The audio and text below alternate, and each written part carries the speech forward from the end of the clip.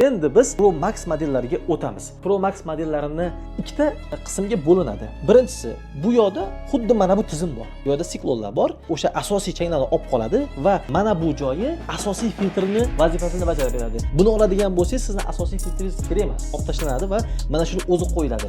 Bu yoqdan chang bungacha bo'lgan joyda siklonlarda changlar ushlab qolinadi va bunga chang kamroq yetib keladi. O'shaning uchun buni o'zi ham juda uzoq muddatga yashab beradi. Endi siz aytishingiz mumkin, men qachon Pro modellarini olishim kerak, qachon Pro Max modellarini olishim kerak deyishingiz mumkin. Siz qachon Pro modellarini olasiz? Siz ishlayotgan joydagi muhitdagi chang u daraja ko'p bo'lmasa, ya'ni o'rta miyona changda ishlayotgan bo'lsangiz, siz uchun Pro modellari ayni muddao bo'ladi. Agar siz juda ham changli, to'zonli joyda ishlab turib Pro modelni qo'yadigan bo'lsangiz, yaxshi ishlab beradi, samaradorligi lekin pastroq bo'ladi Pro Maxga nisbatan.